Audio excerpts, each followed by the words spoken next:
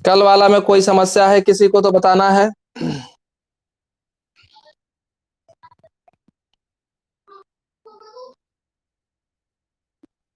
कल हम लोग ये वंशागति के आणविक आधार को देख रहे थे। इसमें डीएनए के स्ट्रक्चर को, डीऑक्सी राइबो न्यूक्लिक अम्ल के स्ट्रक्चर को हम लोग देखे थे। उसके बाद जीवाणु भोजी वगैरह कैसे कैसे काम करता है, गुणसूत्र का पूरा रचना हम लोग पढ़े। यह पूरा स्ट्रक्चर था, स्ट्रक्चर फॉर्मूला जितना सारा हमारा नाइट्रोजनस क्षार है उसका है, साथ में यहाँ पर फॉस्फेट का और शुगर का भी स्ट्रक्चर फॉर्मूला दिया हुआ है। उसके बाद ये जो स्ट्रक्चर बताए थे इसके बारे में बताए थे कि यह एक पॉलीन्यूक्लियोटाइड श्रृंखला का संरचना है। पॉलीन्यूक्लियोटाइड श्रृंखला किस तरह का होता है इसको यहाँ दिखाए हैं और बता दिए थे कि पॉलीन्यूक्लियोटाइड चेन में कोई भी चेन हम लोग देखते हैं, जैसे ये हमारा डीएनए था, तो डीएनए के इस आधार पर, ये बेस पर जो था, बार बार बता रहे हैं क्योंकि भूला न जाए इसको, कि इस पर फॉस्फेट और शुगर पाया जाता है, इस पर फॉस्फेट और शुगर उपस्थित रहता है। ये सब चीज हम लोग पढ़े थे पिछले क्लास में। उसके बाद आगे है, यहाँ पर कुछ न्यूक्लियोसाइड, न्यूक्लियोटाइड का नामकरण किस तरह से होता है, न्यूक्लियोटाइड न्यूक्लियोसाइड के नामकरण का भी चर्चा हुआ था। उसके बाद देखे थे हम लोग डीएनए और आरएनए में मुख्य अंतर क्या है, उसको हम लोग यहाँ देखे थे कि डीएनए क्या होता है, आरएनए क्या होता है, उसके अंतर को हम लोग देखे थे। उसके बाद बताए थे कि डीएनए के बारे में किसने, तो मॉरिस विल्किंस और रोजालिंड फ्रैंकलिन के प्रयोग ने काफी कुछ जानकारी को आगे बढ़ाने में सहयोग किया। रोजालिंड फ्रैंकलिन रोजालैंड फ्रैंकलिन और जो था हमारा मॉरिस विल्किंस, ये दोनों ने एक मैकेनिज्म को दिया था जिसको एक्सरे, है ना, विवर्तन तकनीक हम लोग कहते थे। एक्सरे विवर्तन तकनीक के नाम से इसको जानते थे। और इस तकनीक के तहत उसने, यह तकनीक जब उसने दिया तो इस तकनीक की सहायता से हमारे जेम्स वाटसन और फ्रांसिस क्रिक, हम जानते हैं कि यह दोनों ने मिलकर के डीएनए की दोहरी कुंडली की रचना दी। तो इस कुंडली की रचना को प्रस्तुत करने में काफी सहयोग मिला इस एक्सरे विवर्तन तकनीक की वजह से।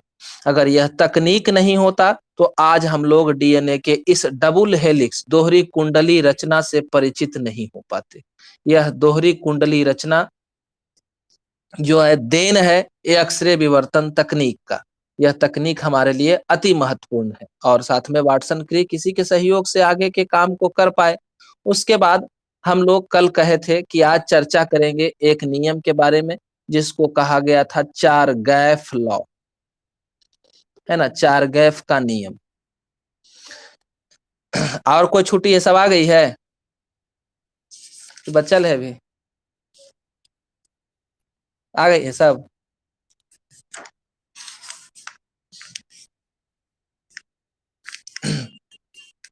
सब है ना? हम देख नहीं पा रहे हैं कौन कौन है। कितना गायब है, कै गो? दो गो? हाँ चालू तो करना ही है। तो हम कह रहे थे, कल चर्चा किए थे चार गैप नियम के बारे में, है ना। तो चार गैप नियम क्या है इसको आज हम लोग समझेंगे।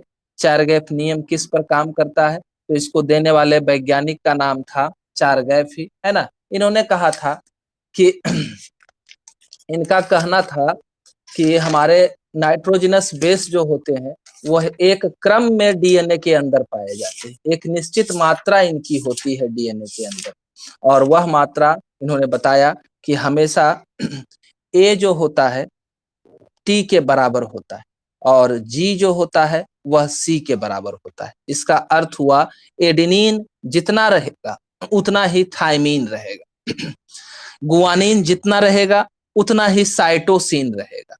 बात समझना है कि एडेनिन, हम जानते हैं कि चार तरह के नाइट्रोजन युक्त क्षार की चर्चा की गई थी। तो चार तरह के नाइट्रोजन युक्त क्षार में बता रहे हैं कि एडेनिन अगर 2 ग्राम है तो हमारा थायमीन भी 2 ग्राम होगा। अगर गुआनिन 2 ग्राम है तो साइटोसिन भी जो है वह 2 ग्राम ही होगा, है ना। यह कहना था इसका कि जी सी के बराबर होता है और ए जो है वह टी के बराबर होता है। तो इस बात को हम लोग या ऐसे भी लिख सकते हैं,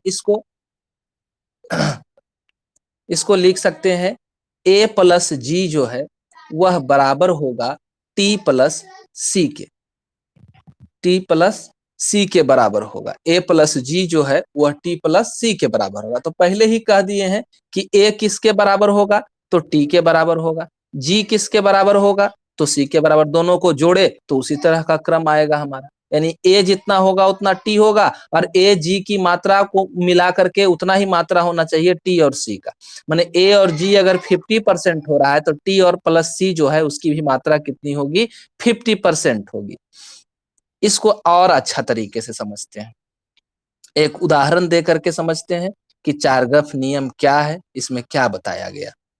तो इसमें मान लेते हैं कि हम तुम्हें बता दिए कि 20% किसी भी नाइट्रोजनस क्षार में 20% जो है वह साइटोसिन, 20% मात्रा है साइटोसिन की।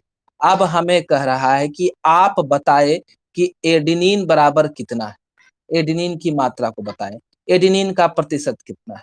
तो हम लोग नियम से क्या देखे हैं कि ए बराबर टी होता है, ए की मात्रा जितनी होगी वह किसके बराबर होती है, टी के बराबर, और सी की मात्रा किसके बराबर होती है, तो जी के बराबर होती है। अब यहाँ पर हमको साइटोसिन क्वेश्चन दिए हैं एक ठो कि साइटोसिन की मात्रा कितनी है, 20% है, और हमें निकालना है ए की मात्रा कितनी।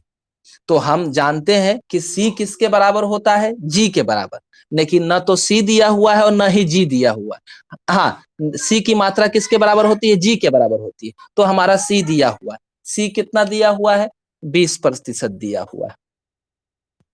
तो जब सी 20% है तो हमारा जी का मान भी कितना होगा, 20% ही होगा। अब 20 और 20, जी और सी जुड़ करके कितना हो जाएगा, जी और प्लस सी, है ना। तो 20 इसका हुआ और 20 इसका हुआ, तो 40% ये हुआ। तो यानी कि ए और टी की मात्रा कितना होगा, 60% होगा, है ना। ए और टी की मात्रा कितनी होगी, 60% होगी। दोनों मिलकर के कितना होगा, 60% होगा। और हम पहले ही कह चुके हैं कि ए बराबर होता है टी के, यानी कि यहाँ पर इसकी मात्रा कितनी कितनी हो जाएगी, 60 के भागा 2 दे देंगे, यानी कि 30% ए निकल जाएगा और 30% जो है टी निकल जाएगा। बात समझ में आया, ठीक है। अब इसी, हाँ फिर इसको फिर से बताते हैं, हाँ फिर से बताते हैं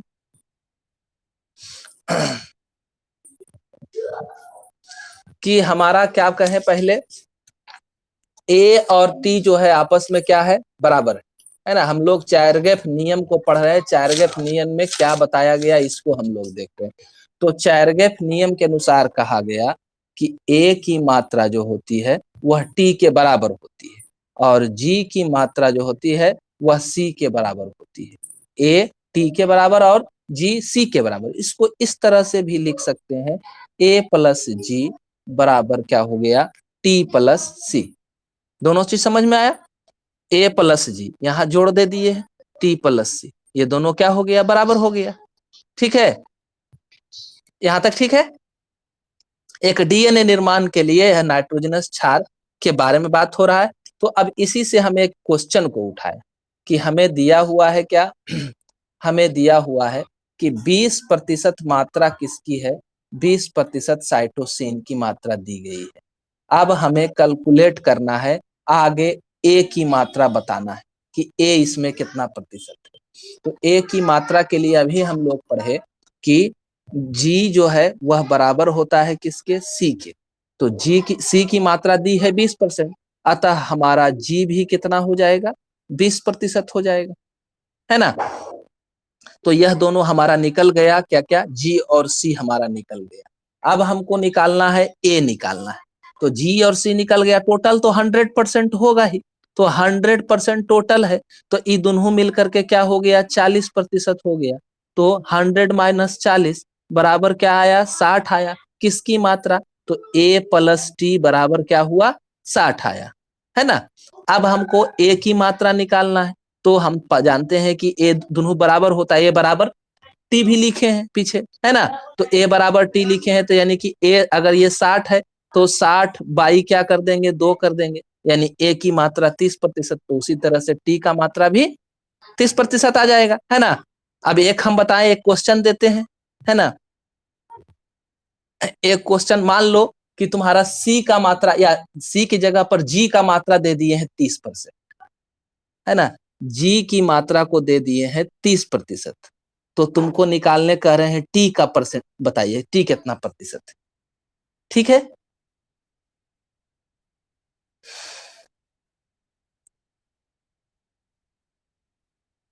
ठीक है। अब देखो, इसके लिए तुम ये फार्मूला को रखो सामने।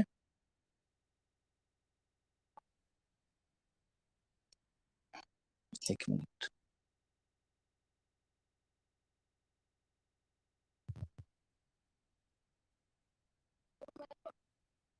ई फॉर्मूला को स्क्रीन, हाँ इस फॉर्मूला को स्क्रीनशॉट ले लो, है ना। अपना ही तुम्हारा हो जाएगा कि यहाँ लिख दिए हैं। ठीक है।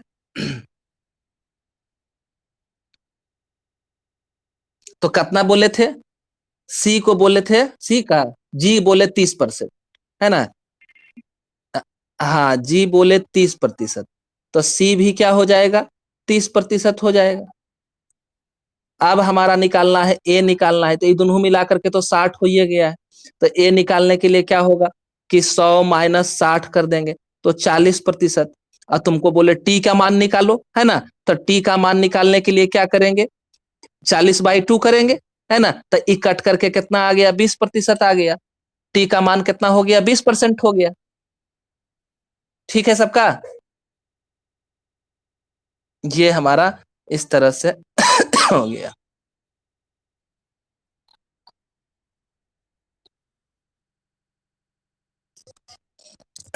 तो चैरगफ लॉ को हम लोग समझ गए। अब आगे चलते हैं। तो चैरगेफ नियम के अनुसार ही क्या किया था कि हमारा वाटसन और क्रिक जो है, वह डीएनए के दोहरी कुंडली के अंदर नाइट्रोजनस युक्त क्षार को क्रम में व्यवस्थित किया था कि कितना मात्रा किसका हो सकता है, इसको उसने व्यवस्थित करके रखा। यह नियम उसके लिए काम कर, यानी कि वाटसन क्रिक को दो फायदा पहुंचाया। एक तो एक्सरे डिफ्रैक्शन मैकेनिज्म, एक्सरे विवर्तन तकनीक, और दूसरा जो है चैरगेफ नियम। यह दोनों की सहायता से ही जो है हमारा वाटसन और क्रिक जो है वो आगे के प्रयोगों को कर पाया। तो अब हम लोग देखते हैं कि हमारा वाटसन और क्रिक के द्वारा जो डीएनए का दोहरी कुंडली का मॉडल दिया गया, वह दोहरी कुंडली का मॉडल कैसा था, उसमें क्या कुछ खासियत थी, कैसा दिखता था। तो इसको हम लोग यहाँ देखते हैं। सबसे पहले दोहरी कुंडली की रचना को। तो इस तरह से हमारा डीएनए का दोहरी कुंडली का रचना है। इस रचना में हम लोग देख रहे हैं कि यह जो हमारा है, इस पर क्या पाया जा रहा है, तो इस पर फॉस्फेट प्रेजेंट है, इस पर शुगर प्रेजेंट है ना। यह जो पट्टी है, दोनों पट्टी पर समान रूप से शुगर और फॉस्फेट पाया जाएगा। शुगर के बारे में बताया जा चुका है कि शुगर कौन सा रहेगा, तो पेंटोज शुगर रहेगा। शुगर किस प्रकार का रहेगा, तो पेंटोज शुगर रहेगा, है ना। और फॉस्फेट जो है वह किस रूप में रहेगा, तो H3PO4 के रूप में रहेगा। फास्फोरिक अम्ल जिसको कहते हैं, H3PO4 के रूप में हमारा क्या रहेगा, तो प्रेजेंट रहेगा फास्फोरस। फास्फोरस इस रूप में रहेगा। उसके बाद देखते हैं कि हमारा डीएनए का यह दोनों स्ट्रैंड जो है वह आपस में क्या होता है, एक दूसरे से लिपटा हुआ होता है, क्वाइल्ड होता है। तो क्वाइल्ड में एक दूर जो है, इतना से यहाँ तक जो है वह एक फोल्ड है। यहाँ से यहाँ तक जो है वह क्या है, एक मोड़ है।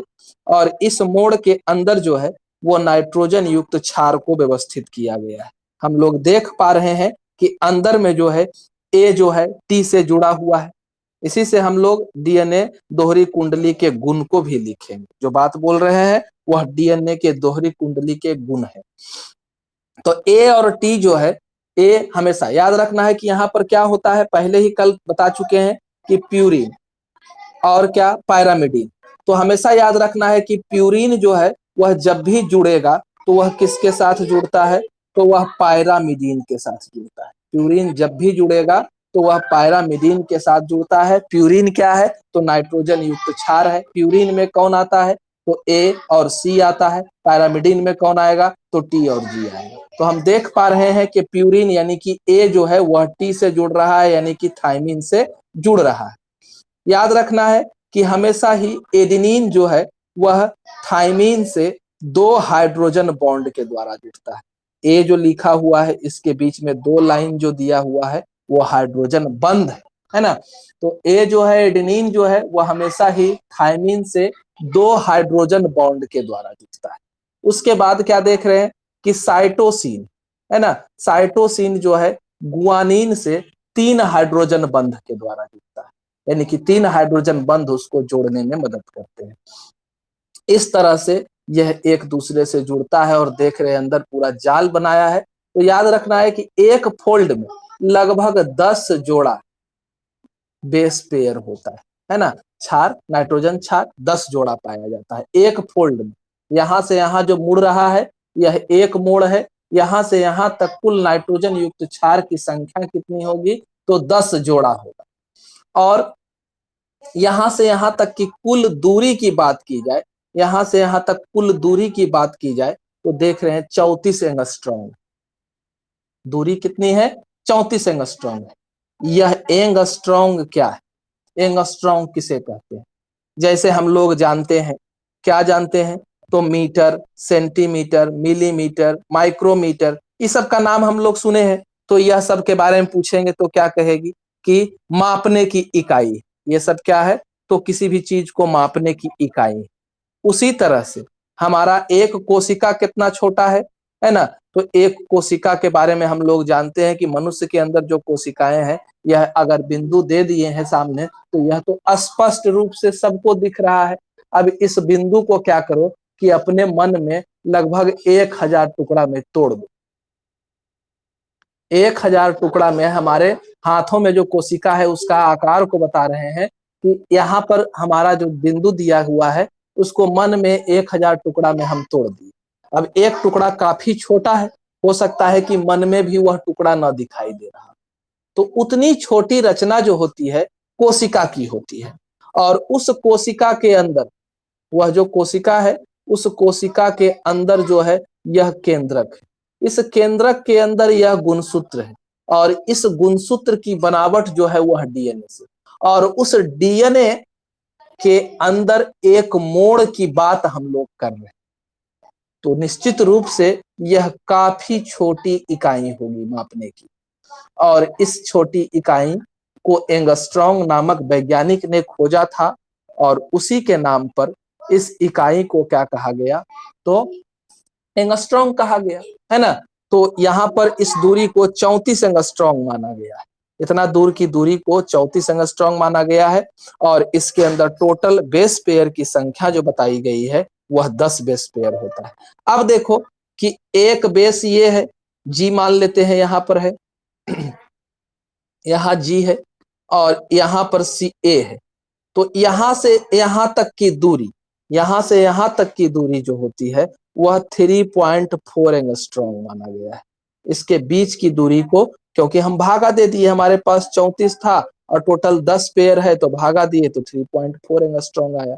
तो दो लगातार क्षार युग्मों के बीच की दूरी, दो लगातार क्षार युग्मों के बीच की दूरी जो होती है वह 3.4 एंगस्ट्रॉम होती है ना।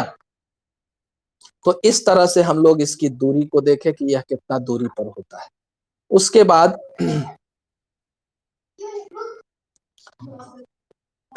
अब देखते हैं कि यहां से यहां तक ये जो पूरा है, यहां से यहां तक डीएनए की चौड़ाई की बात की जा रही है कि डीएनए कितना चौड़ा हो सकता है।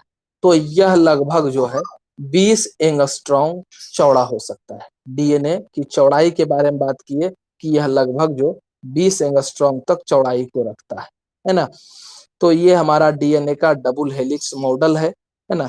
फिगर को हम लोग देखें, अंदर नाइट्रोजन युक्त क्षार था, इसको देखें।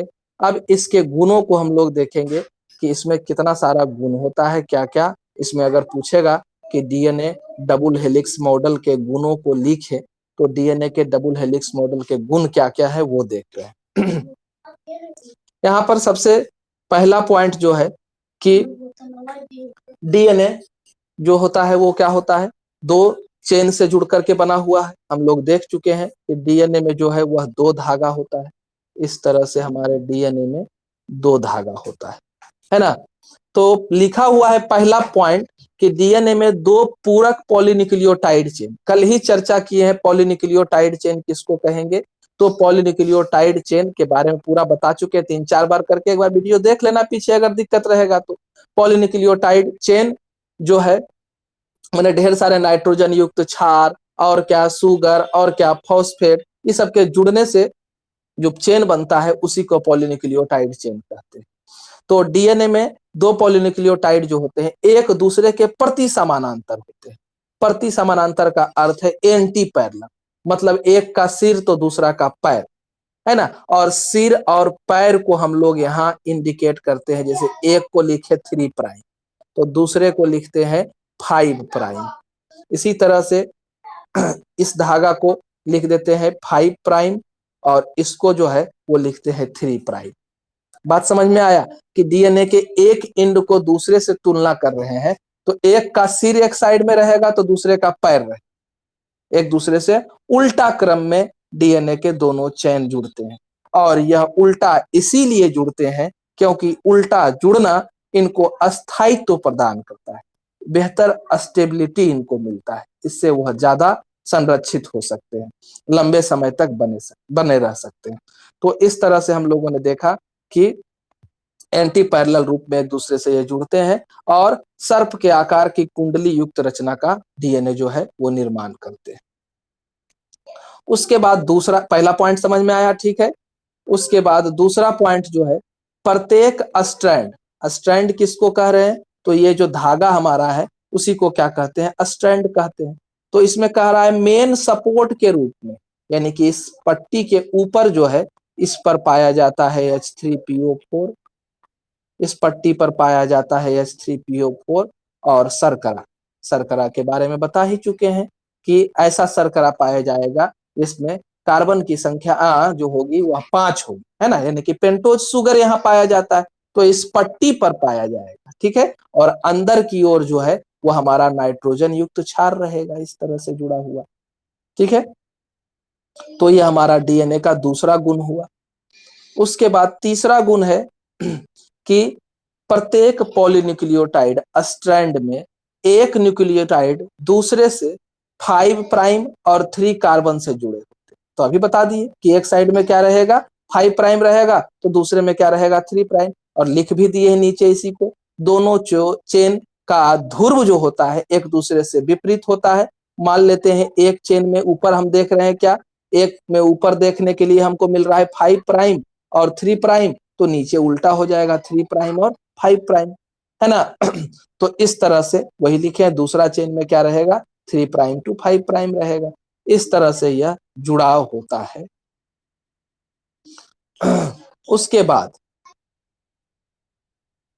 एक चेन में प्यूरिन दूसरे चेन के पैरामिडिन से जुड़ता है। तो पहले ही कह दिए, इससे पहले बताए कि हमेशा ही प्यूरिन जो है किसके साथ जुड़ेगा, पैरामिडिन के साथ, यानी कि ए जो है प्यूरिन हो गया और टी जो है वह पैरामिडिन हो गया, सी जो है प्यूरिन हो गया और जी जो है पैरामिडिन हो गया। और यह भी बता चुके कि दोनों के बीच में जो है हाइड्रोजन बॉन्ड की संख्या कितनी रहेगी, पहला वाला 2 बॉन्ड का और दूसरा वाला 3 बॉन्ड से जुड़ा होगा, है ना। एक 2 हाइड्रोजन बॉन्ड से और तीसरा जो है 3 हाइड्रोजन बॉन्ड से, ठीक है। तो अब कह रहा है कि मान लो देखो ये एक नया पॉइंट लिखे हैं कि यानी एक चेन में नाइट्रोजनस बेस का क्रम जो है GCAT है। जैसे देखो चेन में हम बना रहे हैं कि एक साइड जो है वो क्या है G है, फिर क्या है C है, फिर क्या है A है, फिर क्या है T है। तो इस साइड जो है, इस साइड यहाँ पर G के साथ क्या होगा अपने मन से हम लिख देंगे, उधर का हल देखेंगे, G है, उसके बाद इसके साथ क्या होगा T होगा, इसके साथ क्या होगा A होगा, है ना। अब बॉन्ड की बात करें तो इसके साथ हमेशा 3 बॉन्ड होता है, इसके साथ 2 बॉन्ड होता है, ठीक है ना। हाँ यही याद रखना है कि गलती बोलेंगे भी। तो ये 2 बॉन्ड हुआ, इसके साथ 3 बॉन्ड होता है ना। कि कोई कंफ्यूजन,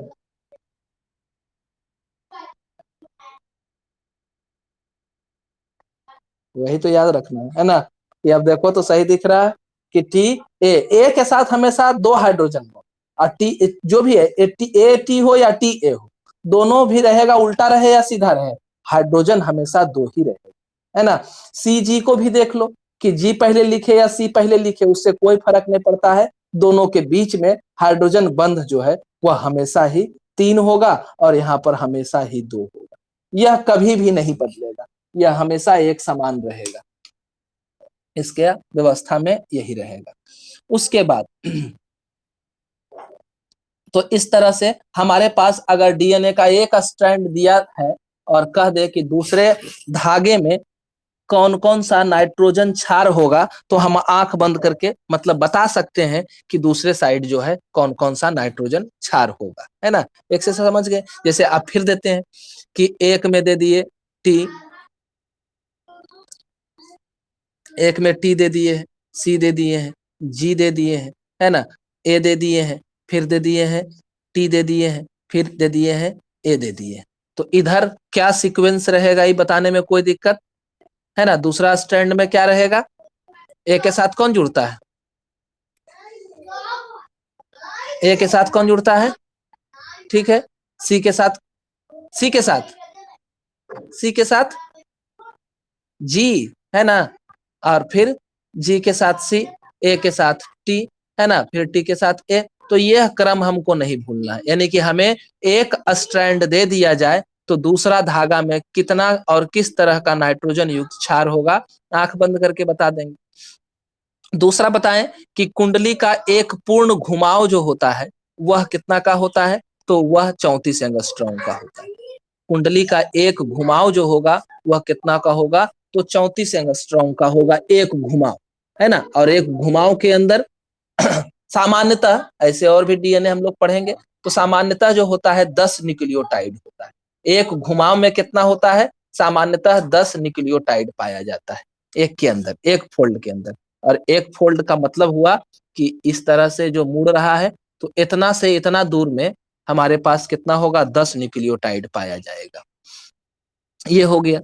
और एक से दूसरा नाइट्रोजनस बेस के बीच की दूरी जो होगी 3.4 एंगस्ट्रॉम की दूरी होगी, और दोनों चेन के बीच की दूरी जो होगी वह 20 एंगस्ट्रॉम की दूरी होगी, ठीक है।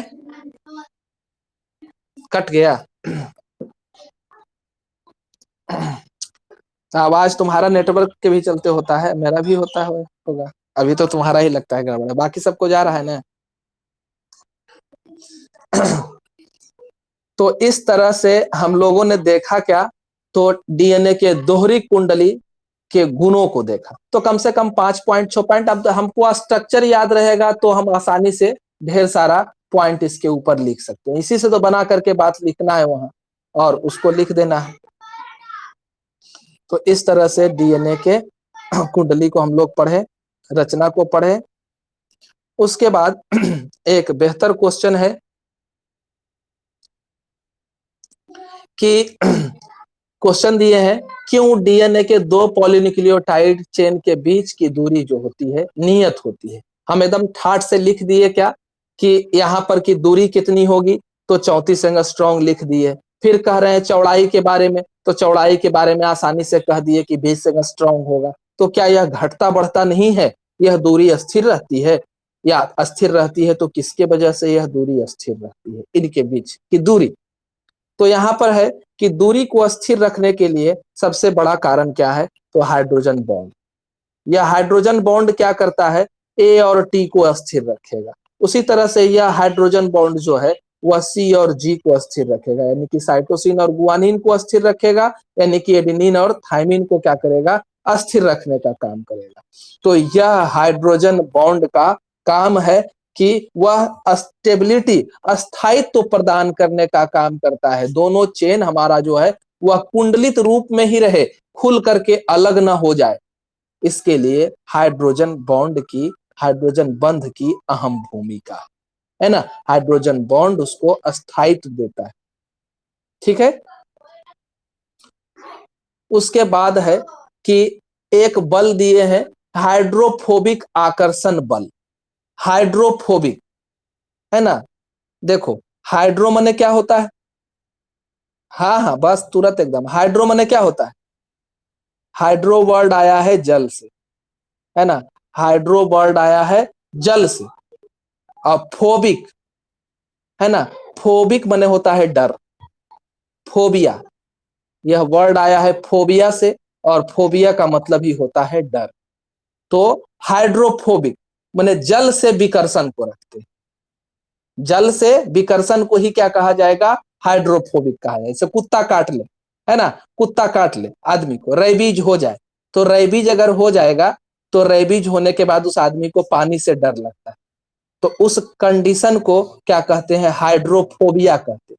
उस कंडीशन को, अगर कुत्ता काट लिया है, रेबीज फैल गया और उसको पानी से डर लगने लगा, तो उस कंडीशन को हाइड्रोफोबिया कहते हैं। हाँ, वह जीवाणु जो है रैप्डो वायरस, वह उसके लार में पाया जाता है। तो हाइड्रोफोबिक आकर्षण बल की बात कर रहे हैं। तो हाइड्रोफोबिक का मतलब हुआ यहाँ पर जल से क्या होगा? विकर्षण होगा। कहाँ, किसके बीच में होगा?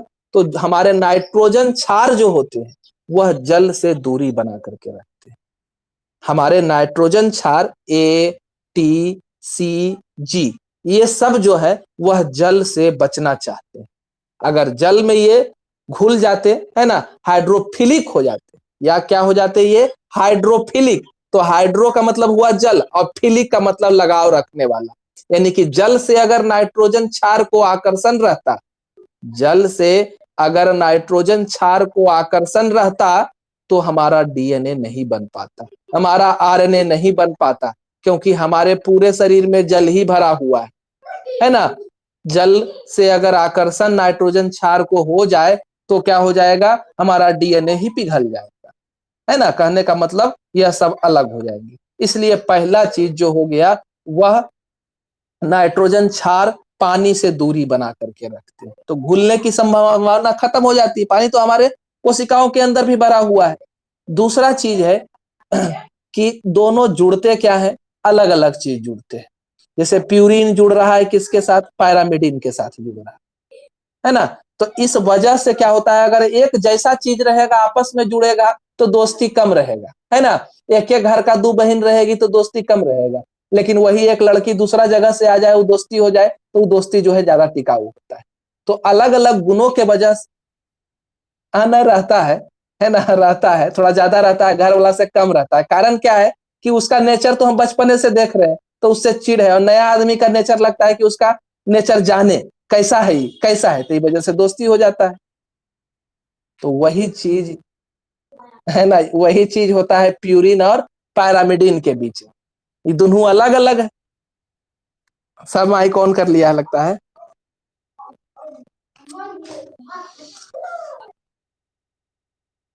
हाँ हाँ, बोलो।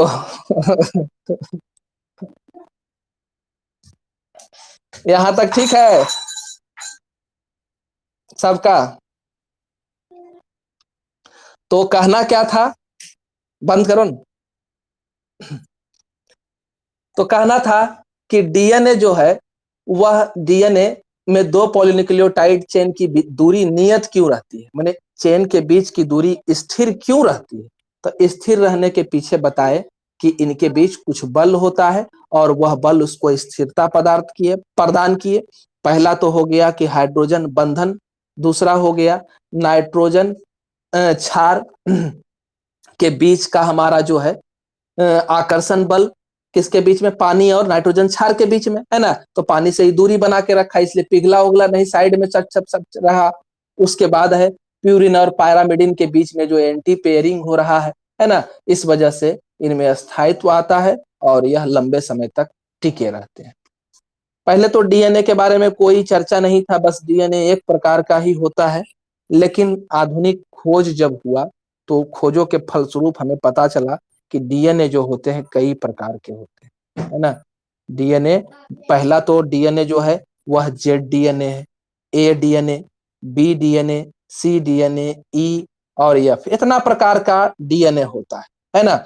लेकिन सामान्यतः जो है, हम लोगों के शरीर में दो ही तरह का डीएनए, मनुष्य है तो एक ही तरह का रहेगा, अलग अलग जीवधारी है तो बता तो दिए उतना सारा होता है। लेकिन सामान्यतः की बात की जा रही है कि सबसे ज्यादा हमारे शरीर में कौन होता है, तो हमारे शरीर में सबसे ज्यादा मात्रा में मिलने वाला डीएनए जो है वह बी डीएनए है। मनुष्य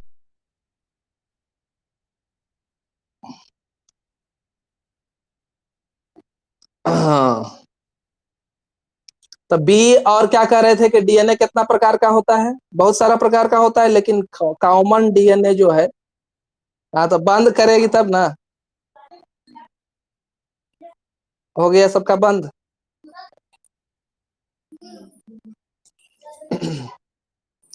बी और जेड डीएनए की बात कर रहे थे। डीएनए बहुत सारा है, लेकिन हम लोगों को पढ़ना है क्या, बी और जेड डीएनए। तो बी और जेड डीएनए ही खास तौर से है। और इसमें क्या है कि बी और जेड डीएनए में अंतर को देखेंगे। पहले तो बी और जेड डीएनए में अंतर क्या है कि फोल्डिंग जो होगा, हम लोगों को तो सामान्य आंखों से यह पता भी नहीं चलेगा किस तरफ से मुड़ रहा है, मैंने फोल्डिंग का क्रम। इसमें बाएं हाथ की ओर घूमेगा जेड डीएनए में, और इसमें दाहिने हाथ की ओर फोल्डिंग होगा। इस तरह से फोल्डिंग का जो क्रम होगा, ये जेड डीएनए बनाए और बी डीएनए बनाएंगे, तो फोल्डिंग का क्रम जो होगा वो बाएं हाथ की ओर घूमेगा। देख रहे हैं अंतर, समझ में आ रहा है कि इसमें क्या देखे फिर से। यहां जो घुमाव हो रहा है ये किधर हो रहा है, बाएं हाथ की ओर। तो बाएं हाथ की ओर है तो बी डीएनए है ना, और जेड डीएनए में घुमाव जो हो जाएगा वो दाहिने हाथ की ओर होगा। जब भी घूमेगा तो ये कहाँ घूमेगा, दाहिने हाथ की ओर।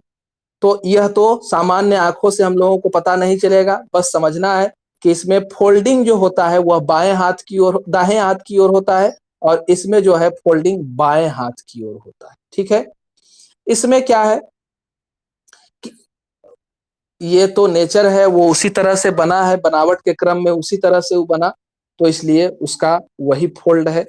उसमें कुछ नहीं कह सकते हैं कि क्यों ऐसा घुमा। अब उसलिए घुमा इसलिए उसको बी डीएनए कह सकते हैं, या इसलिए उसको जेड डीएनए। बाईं ओर घुमा इसलिए कह सकते हैं, लेकिन बाईं ओर क्यों घुमा इसलिए हम नहीं कह सकते हैं, क्योंकि वैज्ञानिक नहीं बता पा रहे हैं अभी कि वह बाईं हाथ की ओर क्यों घूम गया और यह दाहिनी हाथ की ओर क्यों घूम गया। तुम्हारा प्रश्न का जवाब अभी उपलब्ध नहीं है ना।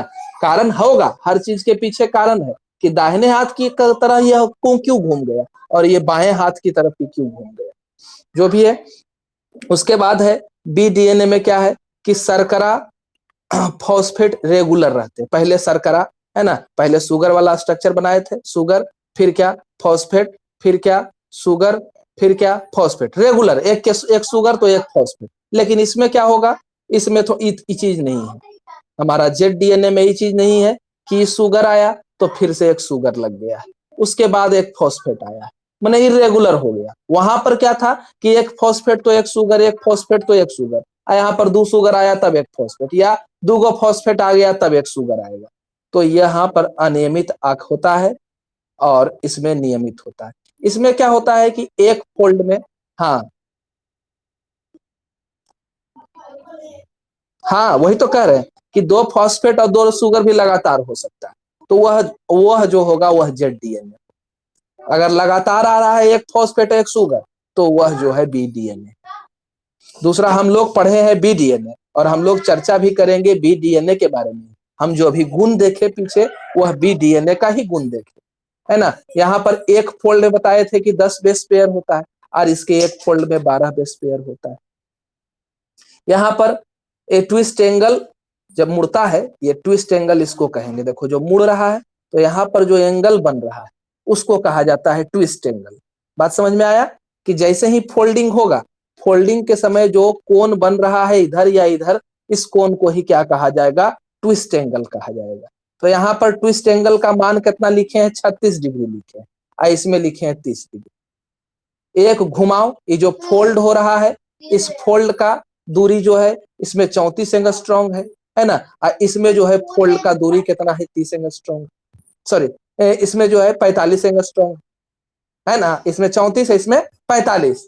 ठीक है, घुमाओ, ये वाला फोल्डिंग की बात कर रहे हैं। ये जो फोल्ड हो रहा था इसकी दूरी कितना है, एगो में 34 है तो एगो में 45 एंगस्ट्रॉन्ग है।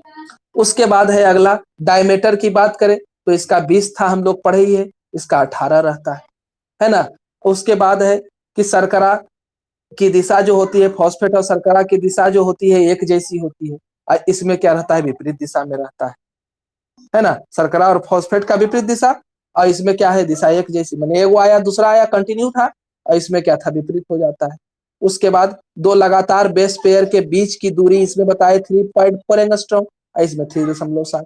तो हम लोगों को अभी जेड डीएनए पढ़ना विशेष नहीं है ना, हम लोगों को ध्यान केंद्रित करना है सिर्फ इस पर, और इसी को याद करना है, बी डीएनए को, है ना। यानी कि हम लोग लिखना नहीं है, तुमसे पूछेगा डीएनए दोहरी कुंडली की रचना का वर्णन करें, तो वही 5 पॉइंट लिखेंगे। अगर तुमसे बी डीएनए पूछ दिया तब ये लिखेंगे, है ना। लेकिन बेसिक कभी कभी पूछ देता है ऑब्जेक्टिव क्वेश्चन में, तो इसलिए बता दिए कि सामान्य चीज याद रहना चाहिए कि बेसिक क्या क्या है दोनों में डिफरेंस का, है ना। तो ये सामान्य डिफरेंस है, दोनों का अंतर है कि क्या कुछ दोनों में हो सकता है। उसके बाद देखो यहाँ पर दोनों चेन को तोड़ करके बनाए हैं इसको भी देखो, देख लो खाली। तो इसमें क्या समझ में आ रहा है, ई हम लोग डीएनए के डबल हेलिक्स मॉडल जो कुंडलित था उसको हम लोग खोल दिए, है ना, ऐसे करके रख दिए, वाटसन क्रिक का मॉडल को खोल करके रख दिए। और खोल के रखने के बाद जो है हमारा यह हो गया हमारा पट्टी, ये वाला हमारा पट्टी हो गया इस तरह से। इसी पर शुगर और फॉस्फेट रहेगा, और बीच वाला हिस्सा में हमारा जो है ये नाइट्रोजन युक्त क्षार दिख रहा है, ए टी के साथ जुड़ा हुआ है ना, जी सी के साथ जुड़ा हुआ है, टी टी के साथ जुड़ा हुआ है, टी टी के साथ जुड़ा हुआ है, गलत लिख दिए, है ना। यहाँ पर देखो टी टी के साथ जोड़ दिए, ठीक है। हाँ यहाँ ए करना है तो ए के साथ जुड़ता है। तो इस तरह से हम लोग देख रहे हैं। और ये जो है पट्टी पर कौन कौन पाया जा रहा है, तो ये जो इस तरह का स्ट्रक्चर बनाया है यह क्या है, शर्करा का सूचक है। और ये जो गोल गोल दिए हैं यह फॉस्फेट का सूचक है ना। एक शर्करा का सूचक है और दूसरा फॉस्फेट का सूचक है। और देख रहे हैं दिशा को देखो कि कैसे कैसे जुड़ता है, सिर पैर वाला बात, तो इसका 5 प्राइम यहाँ लिखे है ना, और इसका 3 प्राइम इधर है, तो इधर 3 प्राइम रहेगा, इधर 5 प्राइम रहेगा, एक दूसरे से एंटी पैरेलल जुटा हुआ है, ठीक है। इतना हम लोग पढ़े। उसके बाद डीएनए का स्ट्रक्चर खत्म हुआ।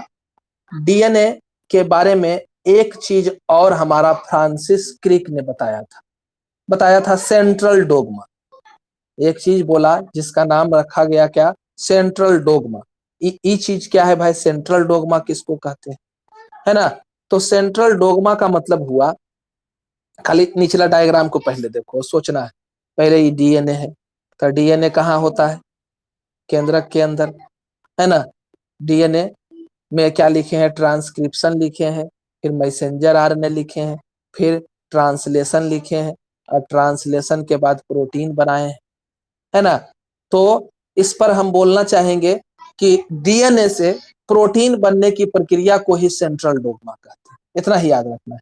डीएनए से प्रोटीन बनने की प्रक्रिया को क्या कहते हैं, सेंट्रल डोगमा कहते हैं। तो डीएनए से प्रोटीन, कल बताए थे कि डीएनए से प्रोटीन कैसे बनता है, डीएनए से प्रोटीन क्यों बनेगा। तो डीएनए जो है, अगर एक शरीर के अंदर डीएनए की मात्रा क्या हो जाए, डबल हो जाए, तो वह क्या चाहेगा, कोशिका को बदलना चाहेगा। यह एक कोशिका थी, इस कोशिका के अंदर 2 गुणसूत्र था, 2 गुणसूत्र के बगल में और भी मटेरियल जमा हो गया, 4 गुणसूत्र हो गया। इस जीव के अंदर जब भी होना था तो 2 ही गुणसूत्र होना था, अब हो गया है 4, तो यह कोशिका विभाजित हो जाएगी और विभाजित होकर के 2 कोशिका का निर्माण करेगा। तो जब 2 कोशिका का निर्माण करेगा तो 2 कोशिका बनाने के लिए इसको आवश्यक मात्रा में प्रोटीन की जरूरत पड़ेगी, है ना। तो इस वजह से हमारे शरीर के अंदर प्रोटीन का निर्माण होता है। डीएनए क्या करता है, तो प्रोटीन निर्माण के लिए सूचना देता है। डीएनए प्रोटीन निर्माण, इसको आपको हम फिर विस्तार से पढ़ेंगे, ट्रांसक्रिप्शन और ट्रांसलेशन, प्रतिलेखन और अनुलेखन।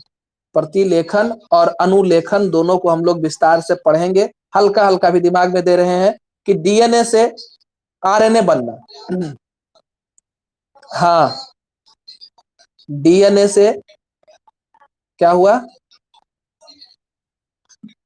डीएनए से आरएनए बनना, बस खाली आरएनए याद रखो। डीएनए से आरएनए बनना, इस प्रोसेस को क्या कहते हैं, ट्रांसक्रिप्शन कहते हैं। डीएनए से अगर आरएनए बन जाए तो इस प्रक्रिया को क्या कहते हैं, ट्रांसक्रिप्शन कहते हैं। अगर आरएनए से प्रोटीन बन जाए तो इस प्रक्रिया को ट्रांसलेशन कहते हैं। इतना याद रखना है।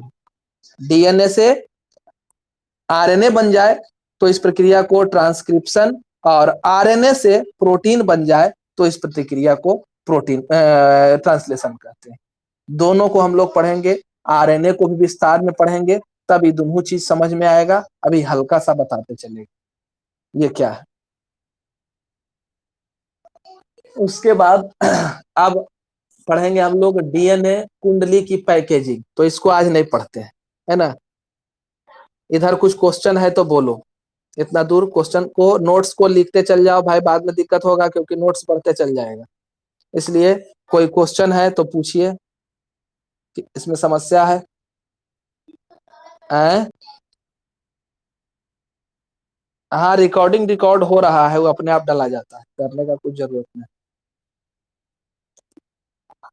क्वेश्चन पूछो। पीछे, हाँ हाँ, कहीं से कोई भी क्वेश्चन तुम्हारा मन में है जो दिक्कत कर रहा है पूछ सकते हो।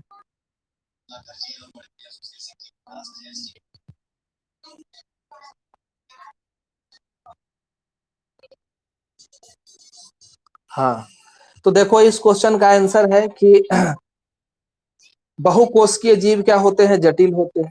तो बहुकोशिकीय जीव जटिल होने के बाद भी लैंगिक प्रजनन को अपनाए, इसलिए क्योंकि लैंगिक प्रजनन जब होता है तो लैंगिक प्रजनन होने के लिए क्या चाहिए? युग्मक का निर्माण होता है। लैंगिक प्रजनन होने के लिए युग्मक का निर्माण होता है। युग्मक बनते हैं, दो युग्मक आपस में मिलते हैं और फ्यूजन होता है। तो फ्यूजन होने के बाद क्या होता है कि दो युग्मक जब मिलते हैं तो दो अलग अलग गुण आपस में मिलते हैं। दो अलग अलग तरह के गुण आपस में मिलते हैं। तो ये जब दो अलग अलग तरह के गुण जब आपस में मिलते हैं तो क्या होता है? जीवों के अंदर विभिन्नता आती है। जीवों के अंदर विभिन्नता आती है। इस विभिन्नता से फायदा क्या है? तो इस विभिन्नता से उनको बेहतर अनुकूलन की क्षमता मिलती है, बेहतर तरीके से वातावरण के विपरीत परिस्थितियों में अपने आप को ढाल लेते हैं।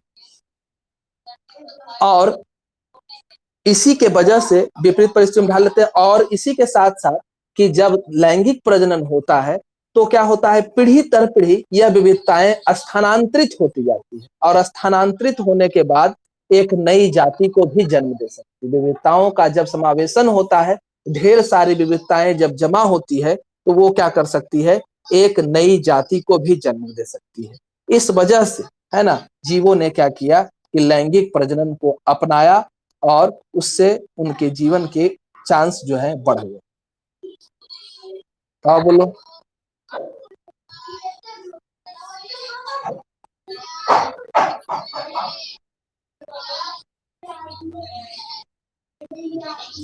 कट गया आवाज। हाँ हाँ, शैवाल और कवक में, तो शैवाल जो है यह क्या कर सकता है? तो बहुविखंडन, फ्रेगमेंटेशन जिसको कहते हैं, फ्रेगमेंटेशन, बहुविखंडन, ढेर सारे टुकड़े में अपने शरीर को तोड़ देना, तो यह भी होता है। और कवक में क्या है? तो कवक में कोनिडिया निर्माण, कवक में क्या होता है कि कोनिडिया निर्माण के द्वारा नए जीवों का निर्माण करते हैं। तो यह दो वो अलैंगिक प्रकार हुआ प्रजनन का, इसके द्वारा वो प्रजनन करेंगे। शैवाल में लिखेंगे बहुविखंडन, और कवक जो है वह कोनिडिया निर्माण के द्वारा करता है। कोनिडिया निर्माण में क्या होता है कि कोनिडिया निर्माण में जैसे कवक को देखो, तो कवक इस तरह से मान लेते हैं, या एक ब्रेड का टुकड़ा है, 3-4 दिन रह गया, भुआ गया, है ना। भुआने के बाद इस पर ढेर सारा, इस तरह से माइक्रोस्कोप में अगर हम लोग देखेंगे तो ढेर सारा धागा दिखाई देगा। इस धागा को हाइफी कहते हैं, एक धागा को। और सभी धागा को संयुक्त रूप से माइसेलियम कहते हैं। इसको क्या कहते हैं? माइसेलियम कहते हैं, है ना। और इसके ऊपर क्या होता है कि इस तरह से छोटा छोटा बीजाणु बनते हैं, छोटा छोटा स्पोर बनता है इस धागा के ऊपर। तो इसी धागा, इसी बीजाणु को कोनिडिया कहते हैं, और वही नीचे जब बिखरेगा तो नए जीवों को जन्म देता है ना। और बोलो।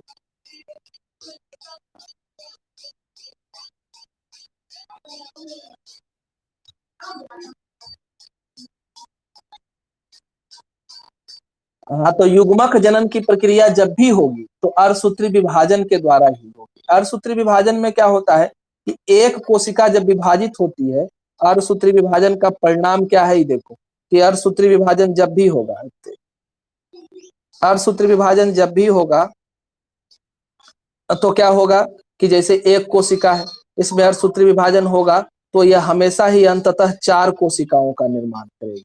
अर्धसूत्री विभाजन जो है वो हमेशा ही 4 कोशिका, जैसे मान लेते इसमें 24 गुणसूत्र था तो सारा कोशिका में जो है गुणसूत्र 12-12 हो जाएगा। क्वेश्चन फिर से बोलना था एक बार।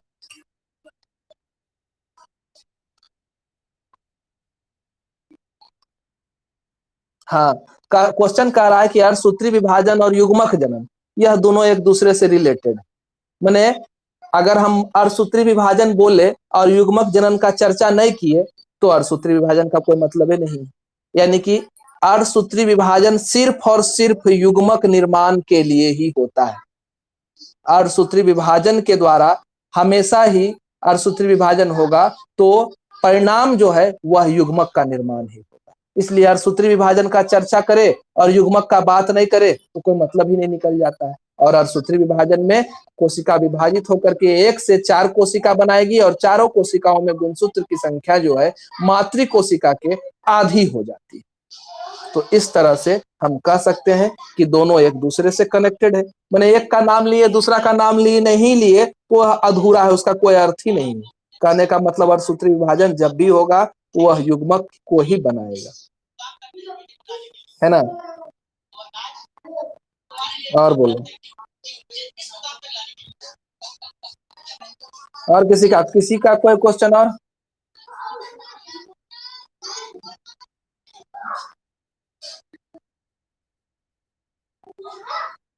और किसी का कोई क्वेश्चन है? ठीक है तो रहने दो, कल देखेंगे फिर और क्वेश्चन खोज के रखते हैं।